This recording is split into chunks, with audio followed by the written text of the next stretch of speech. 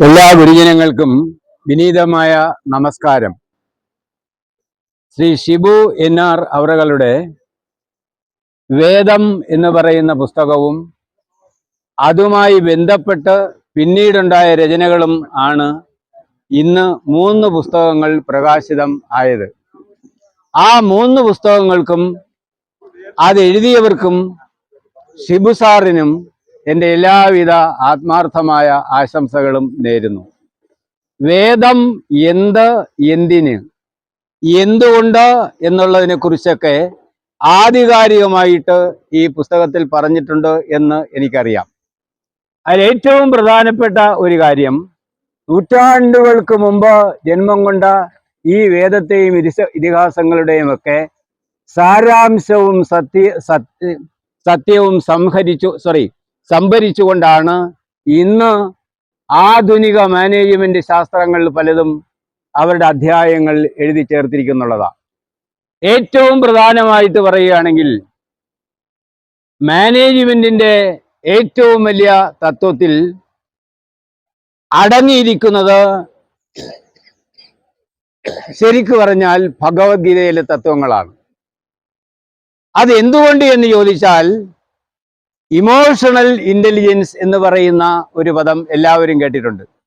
IQ, EQ, SQ. ഈ IQവിന്റെ കാലം കഴിഞ്ഞു. മനുഷ്യ ജീവിതത്തില് IQ എന്ന് പറയുന്നതിന് 20% അടുപ്പിച്ച് മാത്രമേ പ്രാധാന്യമുള്ളൂ. IQ ഉള്ള വ്യക്തിക്ക് പോലും ജീവിത വിജയവും വ്യക്തി വിജയവും തൊഴിൽ വിജയവും ലഭിക്കണമെങ്കിൽ EQ അഥവാ ഇമോഷണൽ കോഷ്യന്റ് അഥവാ ഇമോഷണൽ ഇന്റലിജൻസ് ആവശ്യമാണ്. ഇത് ഏറ്റവും കൂടുതൽ കാണപ്പെടുന്നത് നമ്മളെ വേദങ്ങളിലാണ്, നമ്മളെ പുരാണങ്ങളിലാണ്, നമ്മളെ ഇതിഹാസങ്ങളിലാണ്. ഇത് നമ്മൾ കണ്ടെത്താതിരുന്നത് കൊണ്ടാണ് 1995 ഇമോഷൻസിനെ കുറിച്ച് ആധികാരികമായ ഒരു ഗ്രന്ഥം അമേരിക്കയിൽ ഉണ്ടാവുന്നത്. അതിനെ തുടർന്നാണ് പഠനങ്ങൾ ഉണ്ടാവുന്നത്. അവിടെ ഒരുപാട് പഠനം ഉണ്ടായി. ഇന്ത്യയിൽ തുച്ഛമായ പഠനങ്ങൾ, കേരളത്തിൽ തുലോം തുച്ഛമായിട്ടുള്ള പഠനങ്ങൾ. ഇമോഷൻസ് ആണ് നമ്മളെ നയിക്കുന്നത്. അതുകൊണ്ടാണ് ശരിക്കും ആ ഇമോഷൻസിനെ നിയന്ത്രിക്കാനുള്ള കഴിവ് നമുക്ക് വേണം. അത് ആധികാരികമായിട്ടാണ് നമ്മളെ പുരാണ ഇതിഹാസങ്ങളിൽ പറയുന്നത് എന്നുള്ളതാണ് വസ്തുത.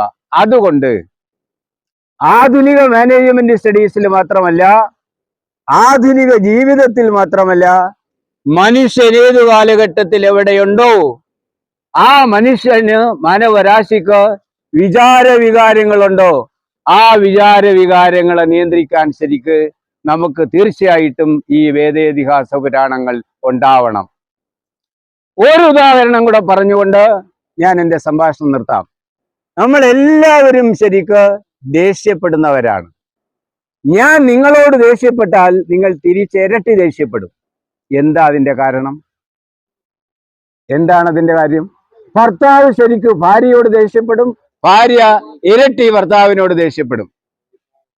ഈ ദേഷ്യം ഇല്ലാതാക്കുന്നതിന് വേണ്ടി ഒരൊറ്റ മൂല്യമുണ്ട്.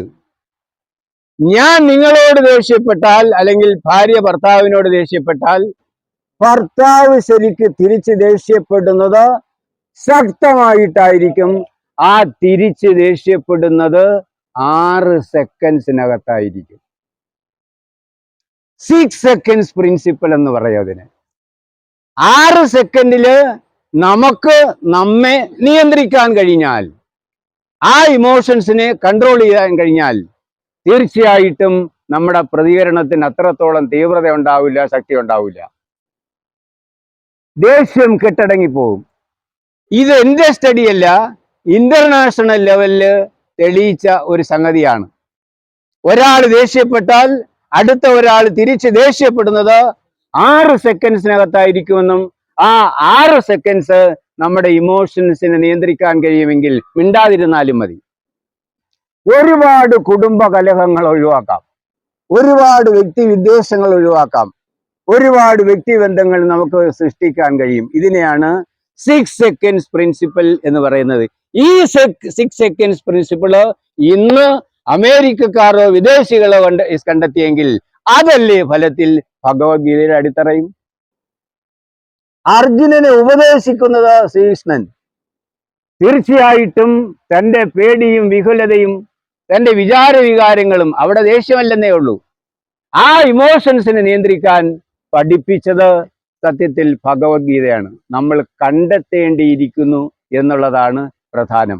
അത്തരം കാര്യങ്ങളെ സർഗാത്മകതയും ശരിക്ക് സച്ചിന്തകളും കൂടെ കൂട്ടിച്ചേർത്തുകൊണ്ട് ധർമ്മാധിഷ്ഠിതമായിട്ടുള്ള മൂല്യാധിഷ്ഠിതമായ കാര്യങ്ങൾ നമ്മുടെ സമൂഹത്തിന് സൃഷ്ടിച്ചു കൊടുക്കുന്നതിന് വേണ്ടിയിട്ട് അത്യധ്വാനം ചെയ്യുന്ന വ്യക്തിയാണ് ശ്രീ ഷിബു സാർ എന്ന് പറഞ്ഞുകൊണ്ടും അദ്ദേഹത്തിൻ്റെ എല്ലാ ശ്രമങ്ങൾക്കും എല്ലാവിധ ആശംസകളും നേർന്നുകൊണ്ടും എന്നെ ഇവിടെ ക്ഷണിച്ചതിനും ഇത്തരത്തിൽ പുസ്തകം സ്വീകരിക്കാൻ കഴിഞ്ഞതെൻ്റെ ഭാഗ്യമായി ഞാൻ കാണുന്നു.